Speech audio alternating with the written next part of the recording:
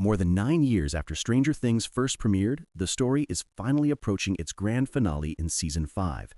And if you haven't revisited the earlier episodes, don't worry. This full chronological breakdown will guide you through everything so you never lose your way in the Upside Down.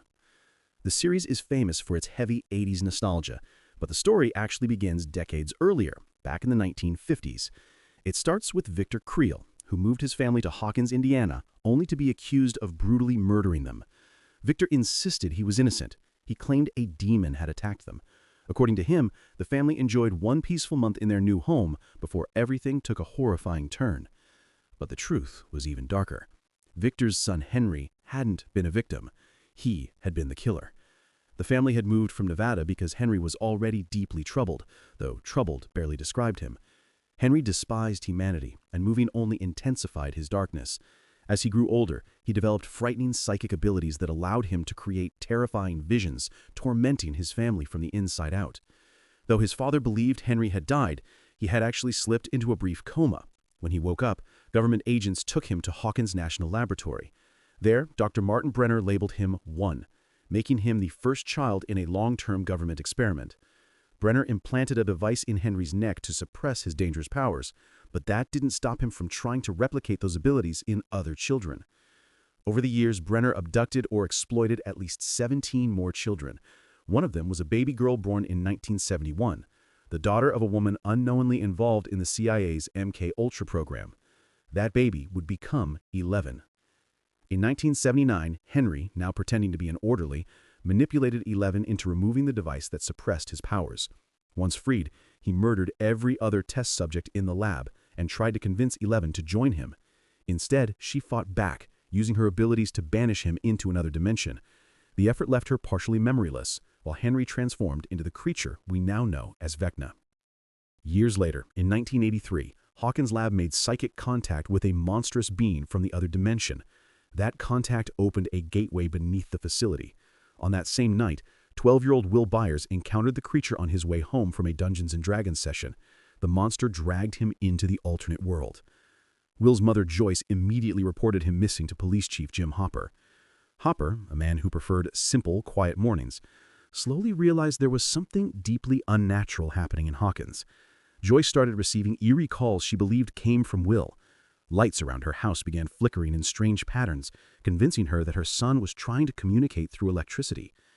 Meanwhile, Will's friends, Mike, Lucas, and Dustin, searched the woods for him, but instead found 11, who had escaped the lab. She warned them that dangerous men were hunting her and accidentally revealed her telekinetic powers. Using their D&D board, she explained that Will was trapped in a different world, the Upside Down, hiding from a terrifying creature. She placed a toy figure of the Demogorgon onto the board, giving the boys a name for the monster they were dealing with. They asked 11 to guide them to Will, and she led them to the Byers house. Elsewhere, Mike's Nancy went to a party with her friend Barb. After Nancy left her alone, Barb was attacked by the Demogorgon and pulled into the Upside Down. Nancy felt guilty and teamed up with Jonathan Byers to search for her. Meanwhile, Joyce managed to communicate with Will through flickering lights and even saw the monster briefly tear through her wall. Hopper started pulling at the threads of the mystery and soon discovered that the body recovered from the quarry, supposedly Will's, was a fake. He broke into Hawkins' lab, reached the basement where the gateway was hidden, and was knocked out by guards. When he woke up, at home, he found hidden listening devices planted in his cabin. Back with the kids, their compasses began acting strangely, unknowingly pointing toward the energy of the Upside Down. The mystery deepened, and the danger continued to grow. As the boys followed their faulty compasses, 11 suddenly panicked. She remembered encountering the monster before and didn't want the group getting too close to the gateway. Trying to protect them, she used her powers to secretly redirect the compasses. Lucas saw this as a betrayal and got into a heated fight with Mike. 11 stepped in, using her powers to break them apart, accidentally knocking Lucas unconscious. Overwhelmed with guilt, she ran away and eventually stole some Eggos from a nearby store, just to survive. Meanwhile, Hopper continued pulling at the web of secrets surrounding Hawkins' lab. His investigation led him to Terry Eves, 11's mother, who had been left in a catatonic state after cruel MK-Ultra experiments. Terry believed her baby, Jane, had been stolen by Brenner. Hopper and Joyce eventually realized that Terry's daughter and 11 were the same person. While Mike and Dustin searched for 11, they ran into two school bullies who cornered them at a cliffside. The situation turned dangerous fast. until 11 suddenly appeared, using her powers to break one bully's arm. She collapsed soon after, crying as she admitted she believed she was responsible for letting the Demogorgon into Hawkins in the first place. Government agents closed in, forcing the kids to flee. 11 used her telekinesis to flip a van blocking their escape route, allowing them to get away. Lucas, who had been watching from a distance, warned them the agents were coming, helping the group regroup with the others at an abandoned school bus in a junkyard. Nancy, Jonathan, Joyce, and Hopper eventually connected with the kids and met them at the Byers' house. They needed 11 to find Will and Barb, but she was exhausted, like a drained battery. Together, they came up with a plan: break into the middle school and build a makeshift sensory deprivation tank so 11 could boost her powers. Inside the tank, 11 found Barb, but it was too late. Barb had died in the Upside Down. However, she also located Will, still alive and hiding inside the decaying parallel version of his backyard fort. Determined to rescue him, Hopper and Joyce broke into Hawkins' lab again. They were immediately caught. Hopper made a desperate deal. He would reveal 11's location if Brenner allowed him and Joyce to enter the Upside Down to save Will. Back at the school, Brenner and his agents arrived to capture 11. She unleashed her powers, killing several of them, but the blood attracted the Demogorgon. The creature tore through the remaining agents and a brutal confrontation followed. 11 used her abilities to disintegrate the monster, but in doing so, she vanished into the Upside Down. Meanwhile, Hopper and Joyce found Will barely alive, trapped in the vine-covered world. They resuscitated him and brought him back to reality. 1 month later, life in Hawkins tried returning to normal. Will was home, back at the D&D table with his friends. But something was wrong. He was still seeing visions of the Upside Down, and even coughed up a slug-like creature into the sink. 11 wasn't gone. She had escaped the Upside Down through a hidden portal and survived in the woods. Hopper began secretly leaving food, especially Eggos, for her.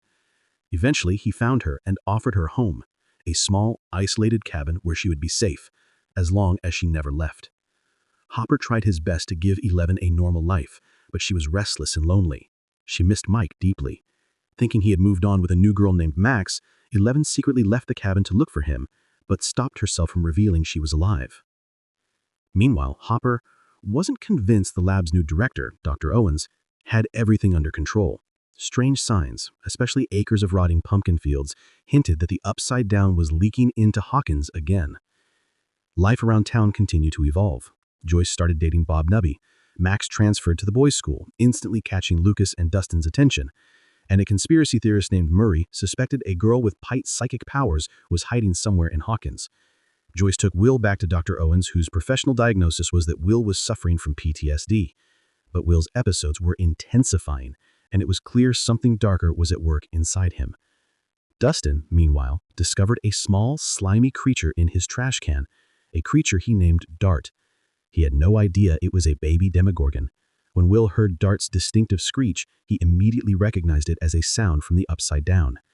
Trying to follow Bob's advice about facing his fears, Will confronted the monstrous shadow haunting his visions, but the advice was deadly. The creature latched onto him completely, possessing him from the inside out.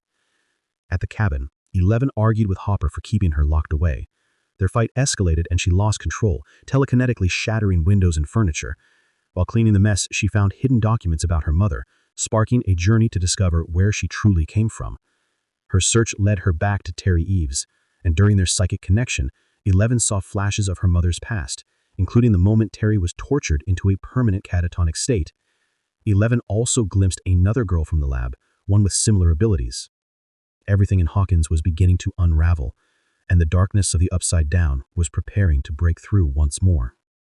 While 11 was uncovering the truth about her past, Nancy and Jonathan were digging into Barb's disappearance. Barb's parents still held on to hope, but Dr. Owens secretly confirmed what Nancy feared. Barb had died in the Upside Down.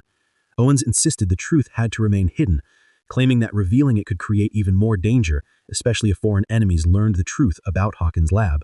What he didn't know was that Nancy had recorded their entire conversation.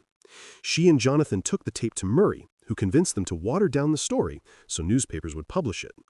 Meanwhile, Will's possession grew stronger. He began sketching strange drawings all over the house.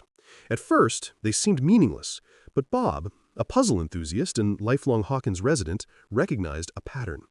The drawings formed a massive map of Hawkins, with tunnels spreading beneath the town like a diseased root system. Bob pinpointed a location where Hopper had planned to investigate earlier, a pumpkin patch that had mysteriously rotted from the inside out. Suddenly, Will had another violent vision. Hopper was in danger. Beneath that pumpkin patch, Hopper had discovered tunnels identical to those in the Upside Down, and was now trapped inside them. Joyce, Bob, Will, and Mike rushed to save him, pulling Hopper out just as government agents began burning the tunnels. The flames caused Will immense pain, proving he was now connected to the hive mind controlling the creatures. He was taken to the lab for treatment, where Owens realized Will was acting as a sort of unwilling spy for the Mind Flayer. Meanwhile, Dart escaped Dustin's house and killed his cat before joining a growing pack of adolescent Demogorgons, or Demo Dogs. These creatures followed Will's mental commands, which were no longer his own. Will, now fully under the Mind Flayer's influence, unknowingly led a group of lab agents straight to their deaths. Moments later, the Demodogs stormed the lab. As chaos erupted, Joyce was forced to sedate Will to stop him from giving the monsters more instructions. Hopper and several others became trapped. And in the middle of all this, 11 was hundreds of miles away on her own journey. After learning about Collie, the girl she'd seen in her mother's visions, 11 traveled to Chicago. There she met Collie, also known as 8, who had the ability to create powerful illusions. She lived with a group of misfits who had been hurt, abandoned, or experimented on, just like 11. They viewed themselves as warriors against the system that ruined their lives. Collie pushed 11 to embrace her power, even giving her a dramatic punk makeover. Together, they tracked down one of the men responsible for torturing Terry Ives. 11 nearly killed him, but stopped when she saw his young daughters, and when he mentioned something shocking. Brenner might still be alive. Collie told 11 she had a choice: join them in taking revenge on those who hurt them, or go back to hiding. She even tried to manipulate 11 with an illusion of Brenner. But 11 saw a sudden vision of Hawkins in danger. Her friends needed her. Despite Collie's protests, 11 chose to return home. Back in Hawkins, everything was falling apart. The lab was overrun, and the Demodogs swarmed the facility. In one heartbreaking moment, Bob Newby died while helping Joyce and the others escape. His bravery, however, bought them the time they needed to reunite with Hopper and retreat to safety. At the Byers' house, the group realized the Mind Flayer inside Will was similar to the Mind Flayer monster from Dungeons & Dragons, a creature of pure psychic domination. Killing it might also kill Will. But Will, trapped deep in his own mind, managed to send one final message. The only way to defeat the monster for good was to close the gate beneath the lab. The team split up to execute a dangerous plan. Joyce, Jonathan, and Nancy took Will to Hopper's cabin and turned up the heat to drive the Mind Flayer out. Steve, Dustin, Lucas, Max, and the others entered the tunnels beneath Hawkins, setting them ablaze to distract the Demodogs. 11 returned just in time, reunited with Hopper, and the two descended into the lab. Down below, she used all her strength to close the gate, forcing the Mind Flayer out of Will's body. The tunnels collapsed, the creatures died, and Hawkins was saved. For the moment. Months passed. 11 was officially adopted by Hopper, gaining the name Jane Hopper. At the winter dance, the friends finally enjoyed a peaceful night together. Max and Lucas danced. Mike and 11 shared their long-awaited moment. Everything seemed perfect. But the peace was temporary. Far above the school gym, in the sky of the Upside Down, the Mind Flayer was still watching, waiting for its chance to return. By the summer of 1985, Hawkins had two major attractions: the brand-new Starcourt Mall and the local public pool. Steve Harrington was working at Scoops Ahoy, an ice cream shop inside the mall, alongside a sharp, sarcastic coworker named Robin. Meanwhile, Billy Hartgrove, Max's older stepbrother, worked as a lifeguard at the pool, capturing the attention of nearly every mom in town, including Karen Wheeler. One night, Karen agreed to meet Billy secretly for private swimming lessons, but Billy never made it. On his way, he crashed his car and was dragged into an abandoned steel mill, where a swarm of rats exploded into a monstrous pulsing mass. The Mind Flayer had returned, and Billy became its new host. While Billy was being corrupted, Dustin returned from science camp, bragging about his new girlfriend, Susie, who nobody believed was real. He also built a massive radio tower called Cerebro. While trying to contact Susie, Dustin intercepted an encrypted Russian transmission. He rushed to Scoops Ahoy, convinced something big was happening. Steve and Robin joined him, and Robin, who secretly spoke several languages, translated the Russian. But the message was coded, meaning they'd have to decipher it line by line. Soon, they cracked a key clue. A song in the transmission matched music playing inside Starcourt Mall itself. That meant the broadcast was coming from within Hawkins. One late night, Dustin, Steve, Robin, and Lucas's sister Erica spotted Russian soldiers unloading mysterious crates into the mall. Following them led the group to a hidden elevator that descended deep beneath Starcourt into a secret Soviet base. Meanwhile, Mike tried to spend time with Eleven, but Hopper wasn't having it. After Mike ignored Hopper's warnings, he threatened him to back off. Mike lied to Eleven, and she eventually realized it. Seeking advice, Eleven turned to Max, who encouraged her to live her life and not let Mike control her. The girls grew close. Meanwhile, Mike, Lucas, and Will were falling apart. Mike and Lucas were distracted by their relationships, while Will, who still clung to childhood innocence, just wanted to play Dungeons and Dragons like the old days. Heartbroken and angry, Will destroyed his childhood fort. The adults were dealing with strange events too. Joyce noticed her magnets detaching from the fridge. She investigated the source of the electromagnetic disturbance, eventually teaming up with Hopper. Their search took them to the abandoned Hawkins lab, where Hopper was attacked by a Russian soldier. When they questioned Mayor Klein, Hopper forced out the truth. The Russians were secretly buying up property across Hawkins. Meanwhile, Eleven and Max grew suspicious of Billy. Eleven used her powers to spy on him, and Billy somehow sensed it. At the same time, people around town were acting strangely, eating chemicals and fertilizer. Nancy and Jonathan, working at the local newspaper, followed these clues to a hospital, where two possessed men attacked them.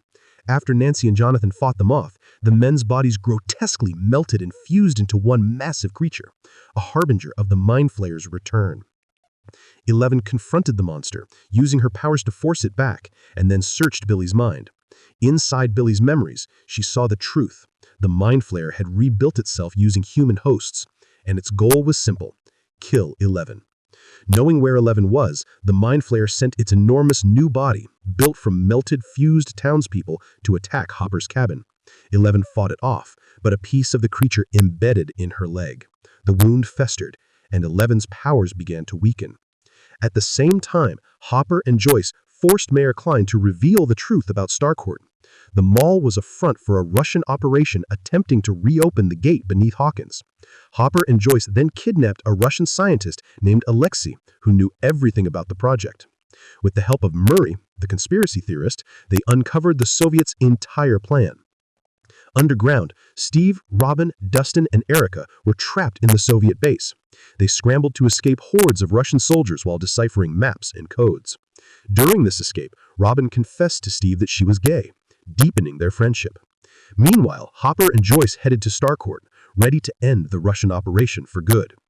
Back at the mall, Eleven used her powers to remove the Mind Flayer fragment from her leg, but the effort drained her completely. With her abilities now gone, the group had to face the coming battle without the one person who usually saved them. All groups converged at Starcourt Mall for what would become one of the biggest confrontations in the series.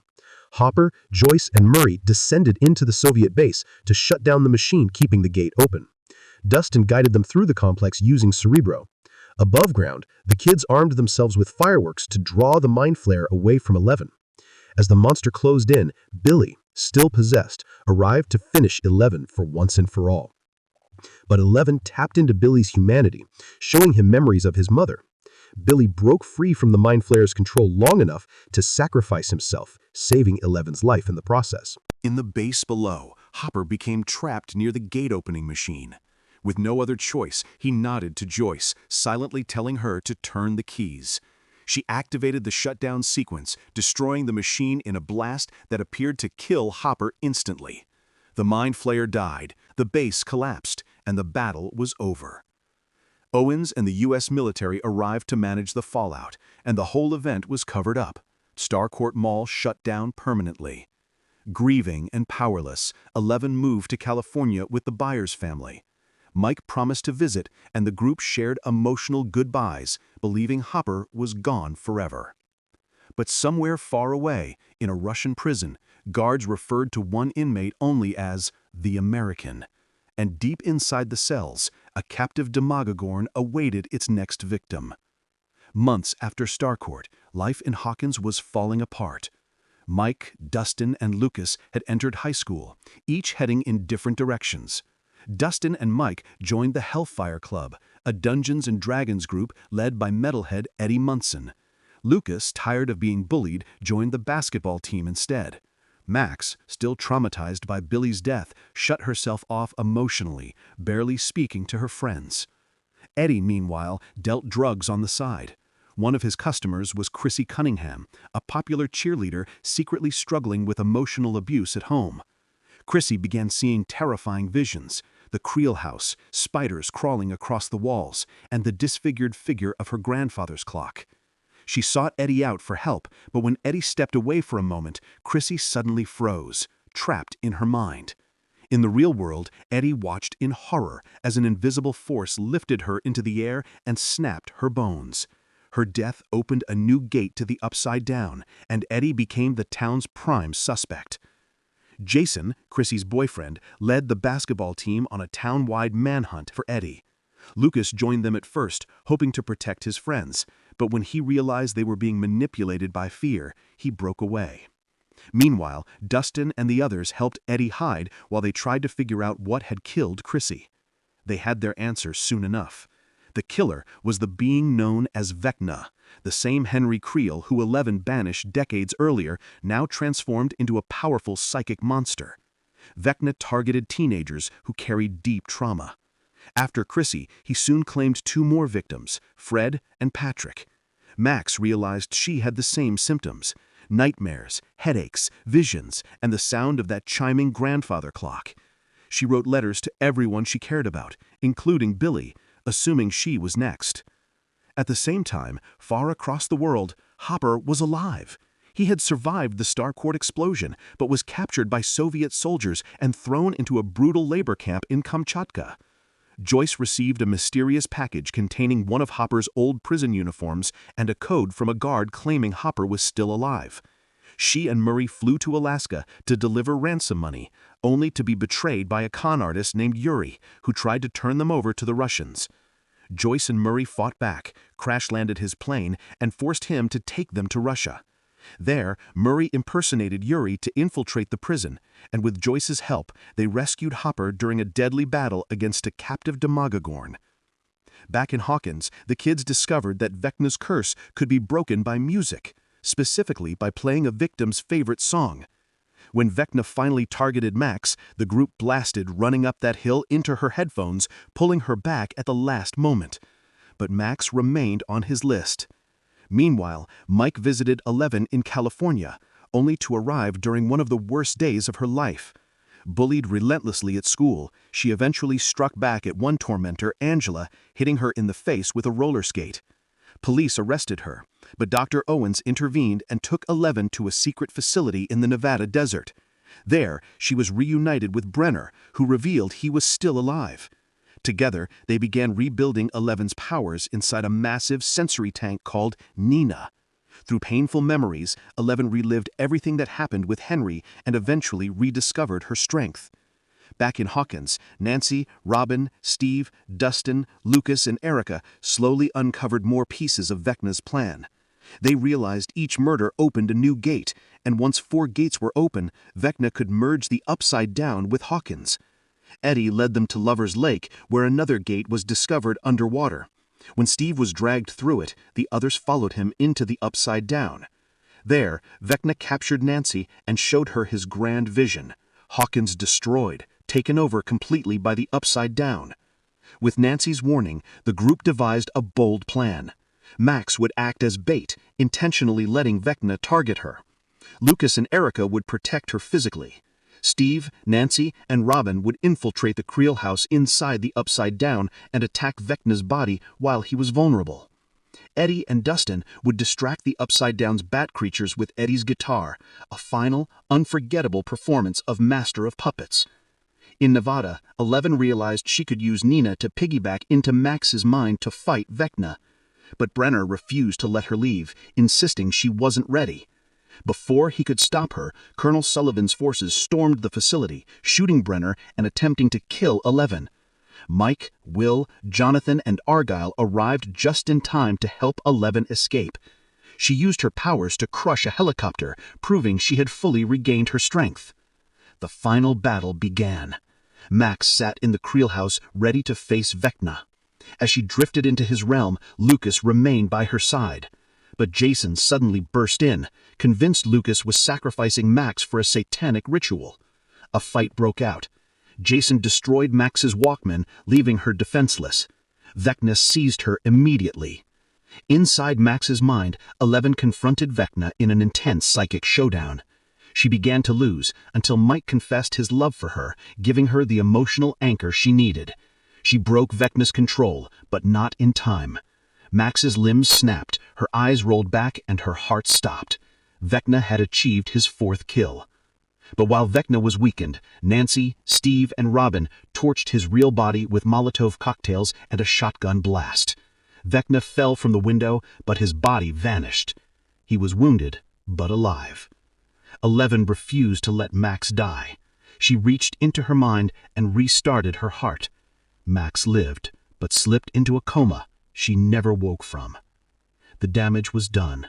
The 4 gates ripped open, converging at the Creel house and tearing Hawkins apart. Jason, still fighting Lucas, was split in half by the crack in reality. A massive rift opened across Hawkins, and the Upside Down began seeping into the real world. 2 days later, the government called it an earthquake, but the truth couldn't be denied. Thousands fled Hawkins. The Byers family and 11 returned to help. Hopper and 11 reunited in an emotional embrace. But peace didn't return. Will sensed it first, the presence he'd felt since Season 1. Vecna was still alive, still watching, still waiting. As spores drifted from the sky and smoke rose from the cracks splitting through Hawkins, one thing became certain. The Upside Down was no longer invading Hawkins. Hawkins was becoming the Upside Down, and the war for the world was about to begin.